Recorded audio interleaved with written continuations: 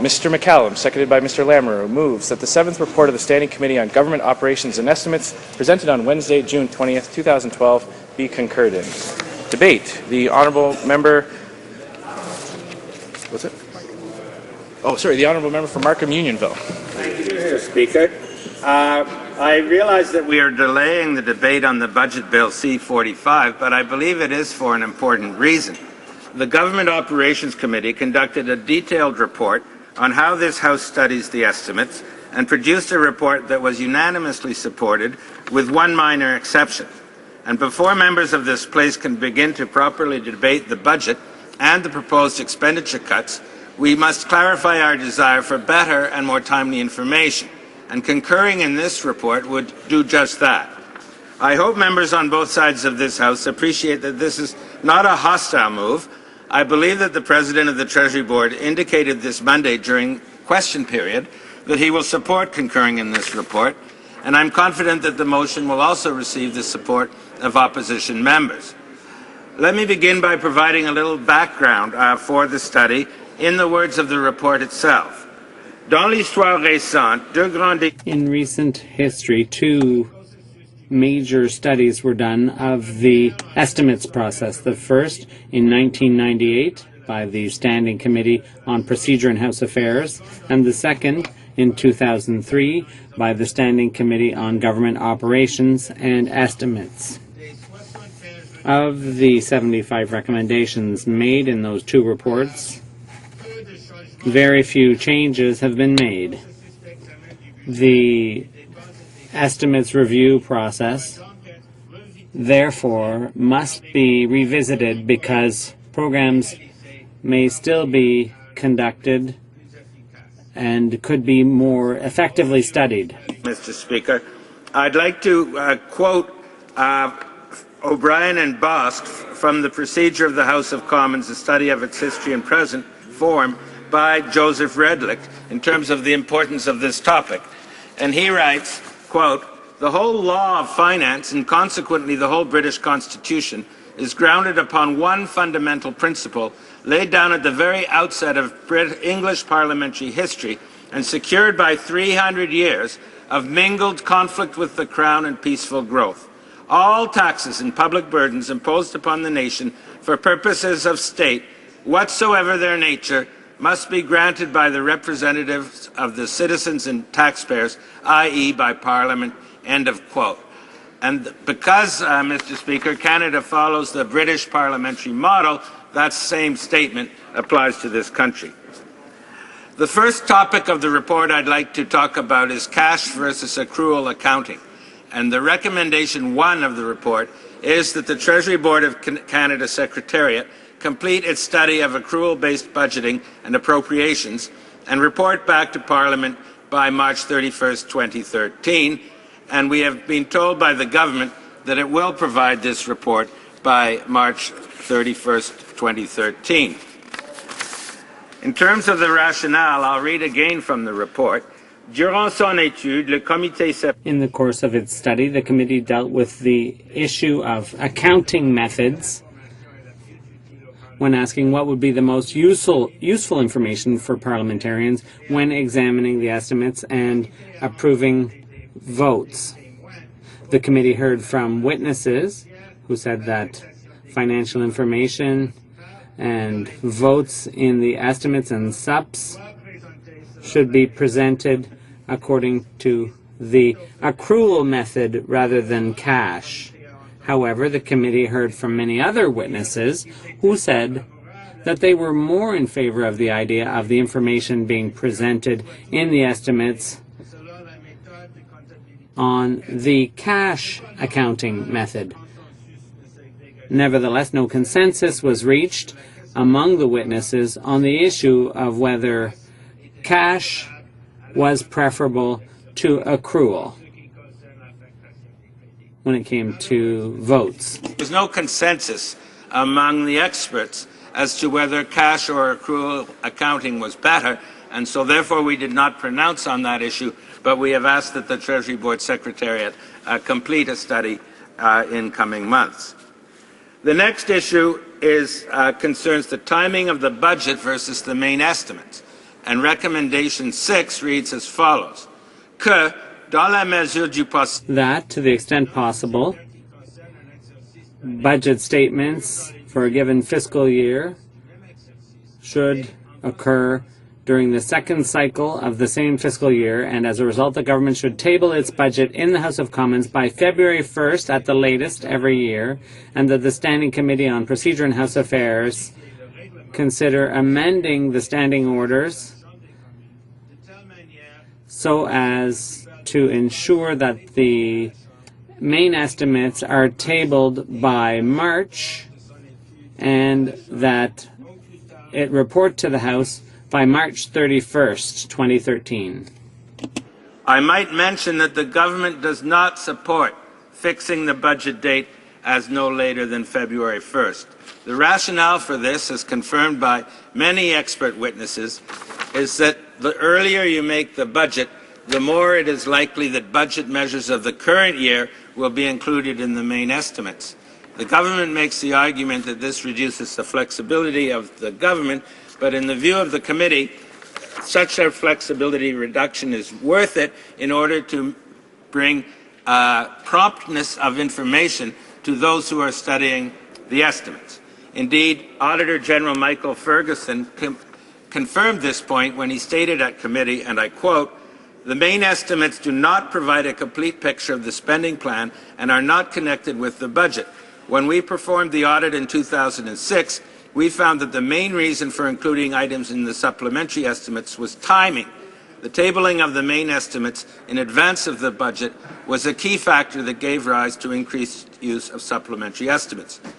In other words, the timeliness and usefulness of the information would be much enhanced if the government would agree to the committee's unanimous proposal to say that the budget must not be later than February 1st.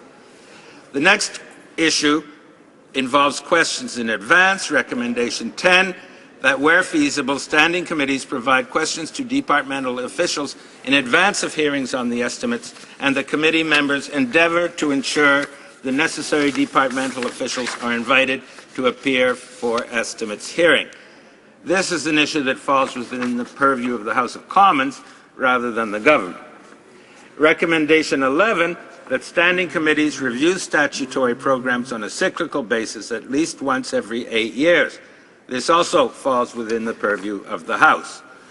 Recommendation 12, that departments and agencies include tax expenditures currently included in the Department of Finance's Tax Expenditures and Evaluations Report in their reports on plans and priorities, as determined by the Treasury Board of Canada's Secretariat, to best fit their mandate. The government does not support putting the tax expenditures in the reports on plans and priorities, but they have said that they will coordinate the release of the annual tax expenditure report with the main estimates and that the Finance Department will offer briefings. Recommendation 13 states that standing committees review tax expenditures presented in departmental reports on plans and priorities on a cyclical basis at least once every 8 years to assess whether or not they are meeting their intended objective. And this too, Mr. Speaker, is within the purview of the House of Commons. I come now to the topic of the Parliamentary Budget Officer, and recommendation 15 reads as follows: que la Chambre des Communes, that the House of Commons mandate the Standing Committee on Government Operations and Estimates to study the mandate of the Parliamentary Budget Officer, that the committee do an in-depth review of the responsibilities and functions of his office in order to make him better serve members of Parliament, and that the committee contemplate all possible structural models, including having the Parliamentary Budget Officer report directly to Parliament as an officer of Parliament. Mr. Speaker, is within the purview of the House. However, the government did not display great enthusiasm for this proposal, stating that the Library of Parliament Committee had already studied this question of the Parliamentary Budget Officer. But this was some time ago, Mr. Speaker, and I think members of the committee, including Conservative members, were in agreement that now, just a few months before the current parliamentary budget officer will leave that job and another person will be appointed, that now would be a very good time to conduct a new study of the desirable mandate of the parliamentary budget officer. And I'll quote a couple of expert witnesses. First, Alan Schick, distinguished professor at the School of Public Policy, University of Maryland, stated, quote, Canada, in establishing a parliamentary budget officer, was following a trend that is quite widespread around the world and that is staffing up Parliament to be able to better perform its budget-related responsibilities. The role often is to review the estimates to see whether they are reliable. The key budget work today around the world is not simply whether the money should be spent, but are the assumptions underlying the estimates robust? Are they reliable?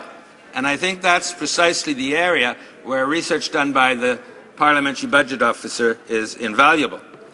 Jochen Wehner, associate professor of public policy at the London School of Economics, stated, the first change is to protect and enhance the role of the parliamentary budget officer.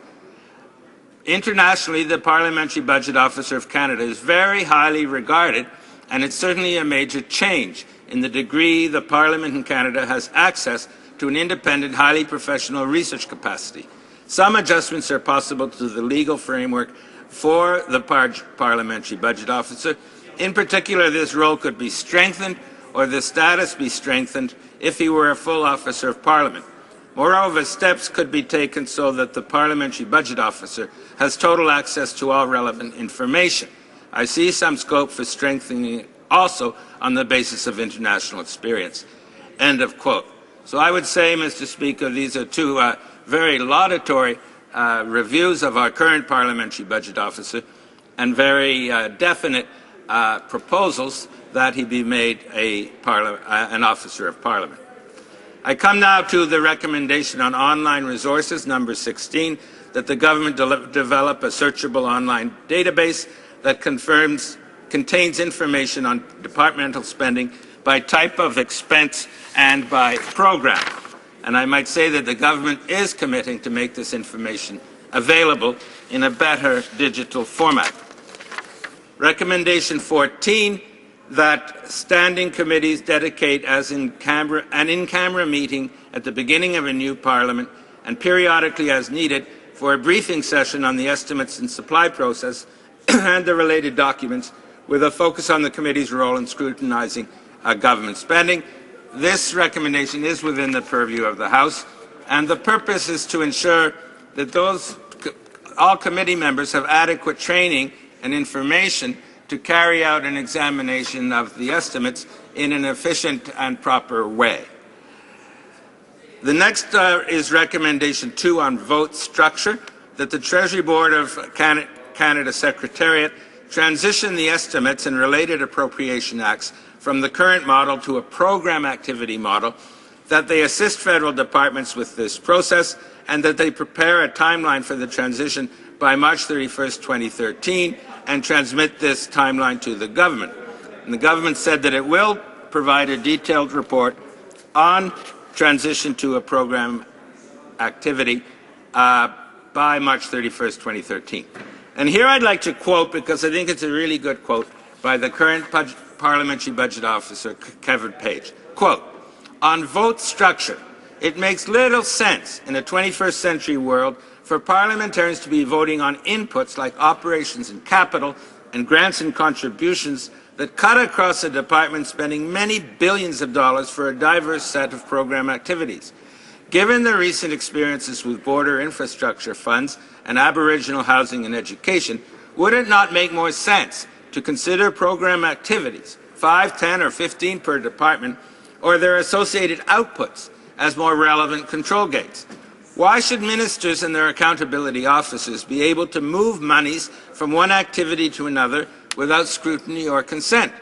Would voting on program activities not encourage more meaningful scrutiny on service-level impacts as we move forward with spending restraint? Would this not help simplify our estimate system, which collects financial and non-financial performance data on program activities? I think the answers to all of those questions, and that's the end of his quote, are a definite yes. And so I can assure you, Mr. Speaker, the committee was absolutely unanimous that in the 21st century it makes absolute sense to proceed to estimates based on program activity. Next, I come to the deemed adopted rule. Currently, the main estimates must be tabled by March 1st and reported back by May 31st. Supplementary estimates must be reported back no later than 3 sitting days before the final supply day in the related supply period. Recommendation 8 is as follows: that the Standing Committee on Procedure and House Affairs pursue amendments to the standing orders, procedure and practice of the House of Commons in order to require standing committees to consider during a minimum amount of time the estimates referred to them, and that the committee report to the House on its study no later than March 31st, 2013. That, of course, is within the purview of the House, as is Recommendation 9, which reads as follows: that as part of its amendments to the standing orders, the Standing Committee on Procedure and House Affairs examine the feasibility of providing standing committees at least 2 sitting weeks to consider and report on the supplementary estimates, and that the committee report to the House on its study no later than March 31st, 2013. I'd like to quote Ned Franks, Professor Emeritus of the Department of Political Studies at Queen's University, who thinks that the deemed adopted rule needs to stay. And here's what he said: "I do not like the process of deeming, which means that the votes are deemed to be passed whether they come out of committee or Parliament, has approved them or not. But bearing in mind the capacity of parliamentary committees and Parliament itself to delay, procrastinate, and simply obstruct business, I think deeming is an essential part of the Canadian financial process." End of quote. He later continued, quote, "I think we need that deeming thing in there as a protection against just pure bloody-minded obstruction and the refusal to pass budgets in minority parliaments." Now, some of my colleagues might believe that there's never any bloody-minded obstruction in this place, but that is what the experts suggested, and it is for that reason that the committee did not propose to get rid of the deeming rule, but rather to propose measures that would ensure that a certain minimum amount of time was spent in examining the estimates and the supplementary estimates. And that, Mr. Speaker, completes the essence of our recommendations, and I thank you for your attention.